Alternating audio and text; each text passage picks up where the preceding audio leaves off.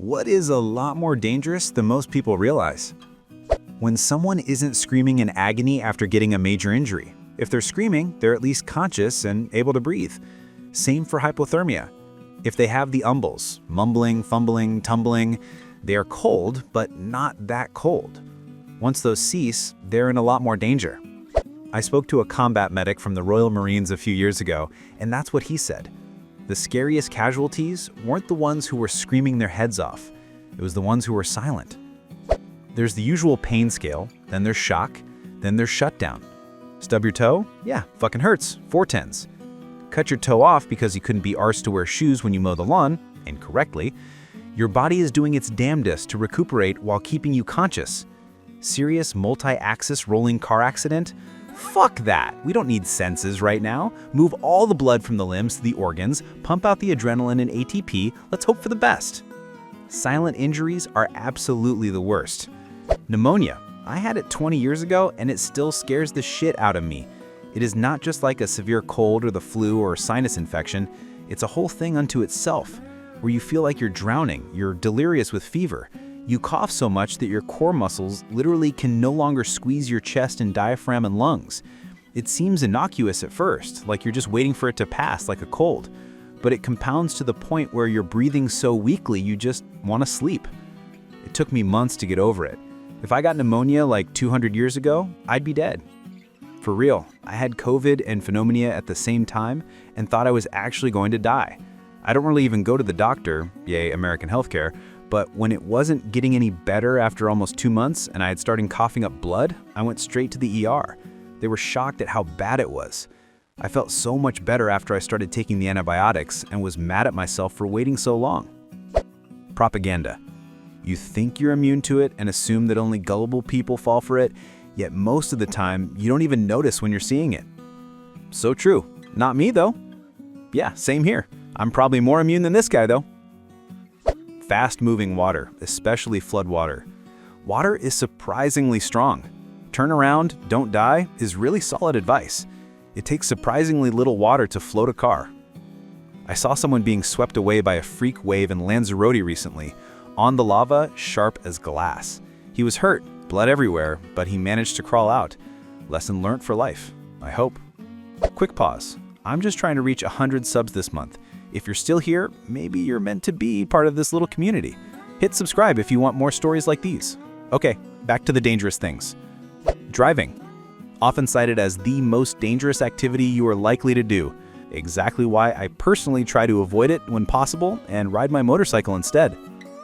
Drinking grapefruit juice if you're on any medications from a specific list. The juice changes your liver enzyme levels, acting either like a brake or accelerator to blood levels of certain drugs, potentially leading to serious side effects. I'm aware this only applies to Coumadin and doesn't apply to antiplatelet or factor XA or other types of blood thinners. Cool it with actually comments. What? Too much vitamin K will counteract the blood thinners. Vitamin K encourages clotting and blood thinners are trying to stop that. Fun trivia. For many years, no one had any idea about grapefruit and drug interactions.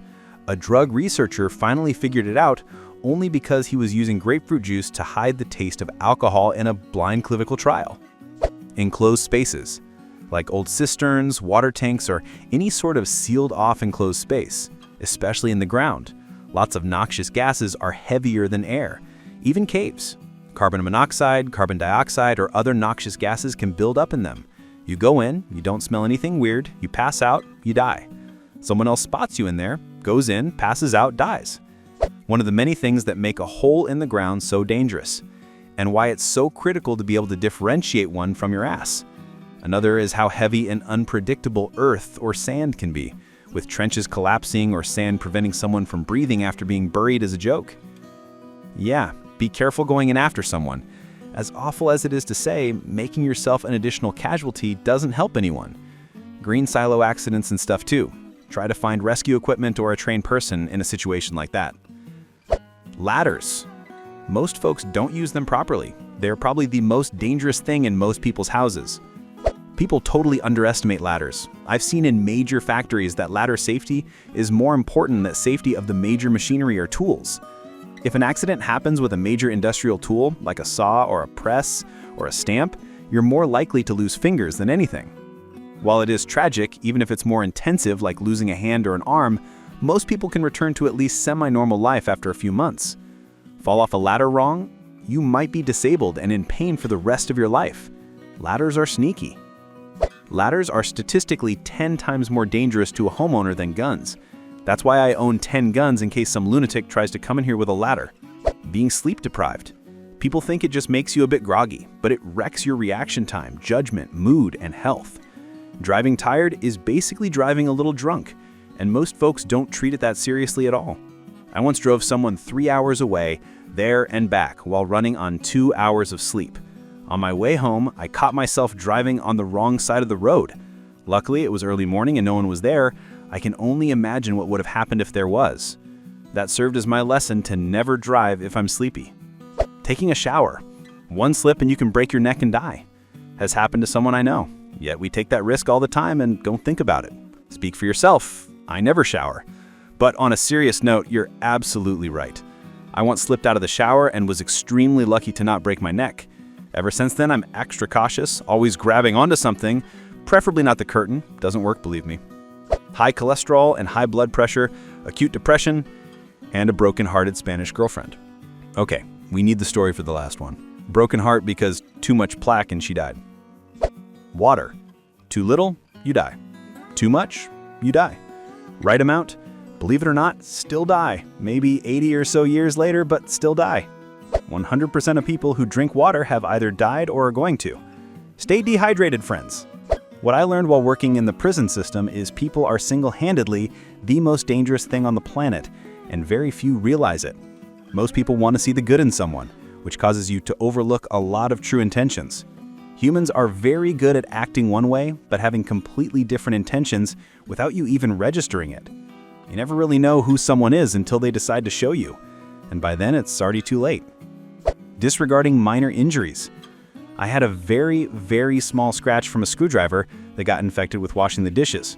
Turned into golden staph in a day or so, and I came so close to an amputation. 10 days in hospital having my tendon sheath rinsed. It finally broke. I carry betadine everywhere now. Having a baby and giving birth, all of that is scary. There's so many things that can go wrong with a pregnancy and perinatal period. It's really a miracle that you have a healthy baby. If it weren't for modern medicine, my sister's chances of surviving her pregnancy would have been much lower. Scares me to think about it. I think about this all the time. I didn't even have a complicated pregnancy, but my baby was breech and already over 8 pounds when I had a C-section at 39 weeks. I'm a short, petite person, and the likelihood is high that he or I or both of us could have died without modern medicine. Garage door springs. It wouldn't be Reddit without this comment. I work as a cashier at Home Depot as my side job and had a dude with his sons come in shopping for new garage door springs. I looked them up for him and then noticed how he had his old ones in his shopping cart. I made a joke about how those are dangerous and they must be professionals to take them off like that, and he just goes, "These are dangerous?" I'm like, yeah, in every garage door I've had, there's warning labels next to where the springs attach, warning serious injury or death from messing with the springs. He just says something like, never seen any labels like that, and strolls away with his cart of springs. I'm gonna say depression. I'm having a rough time because my best friend is dealing with it right now and he's refusing help. We all silently hope that's just a phase, a hole he can crawl out of, but that doesn't extinguish the very real danger that he might do something irreparably stupid while in the hole. I might lose my best friend while watching and feeling nigh helpless. So, depression. Been there, amigo. Sometimes depression seems like those black balls that Singram shoots at Mr. Incredible to capture him. At first they're annoying, then they multiply and grow. Pretty soon you're incapacitated and firmly in its grip. Keep active in his life. People need that love. That's actually a really good analogy. I struggle with chronic depression, have my whole life since childhood. I get a crippling episode once every month or two, and it always starts up several days prior with little mini episodes that I can push through without much trouble, but then they pile up and I just have to kind of check out entirely for a day or two until it passes. Staircases, especially in historical homes before stairs were made more standardized. I cleaned some old-ass houses, and the stairs are either super steep and narrow or really shallow and also narrow. They're always narrow. Sometimes the railings are hilariously low, sometimes they just don't really exist. Modern stairs can also be very dangerous, depending on the materials and finishes. Sometimes there's a bit of a lip which can catch toes. Sometimes people put carpet runners on them but don't properly adhere them. Maybe don't half-ass DIY this. There's a reason more modern builds tend to put the primary suite on the ground level. Stairs are incredibly dangerous to elders with mobility issues. I had a client who fell down his modern carpeted staircase onto the hardwood and had to be airlifted to shock trauma. He lost 3 months of memory, and now he's barely mobile at all, despite being perfectly physically fit prior, and his brain will never be the way it was again almost a year later. He missed his son's wedding. When I was a kid, we lived in an old house in a German village, but the stairs were after the standard. They were wide and the steps had a decent size and all. As far as I know, they were built after the Deutsche Industrie norm. But they didn't have any railing. On one side there was a wall and the other they were open, and they had a slippery surface. Once I wanted to hurry downstairs and slipped and fell, I bumped my way down with my butt and was in really bad pain. I couldn't sit, I couldn't stand, I couldn't even lay down. It hurt so bad. But the worst thing is that my father didn't take me seriously and told me to get my shit together. I was under 10. Don't remember how old I was, but it was before my parents divorced. The next day or so, my mom took me to the pediatrician and he said I had a bruise on my ass, and that's why it hurt so bad. No surprise given how bad I fell. My father also didn't take me seriously after I sprained my left ankle, and he felt my recovery took way too long. One day he tried to put my still swollen foot into my sandal and it hurt like a bitch. What also hurts is that my sister said I was just simulating. Driving near a semi. The general consensus seems to be we are substantially immobile obstructions. The thing is, we're 80k pounds kinetic energy bombs who win every encounter with anything south of a freight train or another truck. I love y'all, which is why I sacrifice a normal life to keep your grocery store stocked with fresh food. I'm looking out for you as much as I can, but beyond a certain point, y'all have to watch out for yourselves. That means staying the fuck away from us and driving extremely conservatively or defensively when you have to be near us. You don't need to see too many truck versus car accidents to know what I'm saying is true. Shaving 5 seconds off of your commute isn't worth your life. The amount of stupid maneuvers I would see people do around semis on the 411 was just terrifying. People love to cut in right in front of them in the smallest gap their Escalade can fit in. I hate driving anywhere near a semi. For the most part, I'd like to consider semi drivers good drivers, although that's become more of an issue in Canada over recent years. I don't get what it is about some people that seem to lack basic survival instincts. Like, just because a car or a semi on a highway isn't going relatively faster than you, doesn't mean they're not moving. You slam your brakes on going 100 and perceptually you rocket backwards like a torpedo. Plus, semi-trucks are huge. I've unloaded some before. I know how many skids can fit in a trailer. The thing would go for $4,000 a month as an apartment in Toronto. No thank you. I don't want to drive close beside you, behind you, or in front of you. I drive a compact sedan. I think it would help people if they were required to drive a small car around a bike, maybe even a bike before upgrading to some stupid light truck.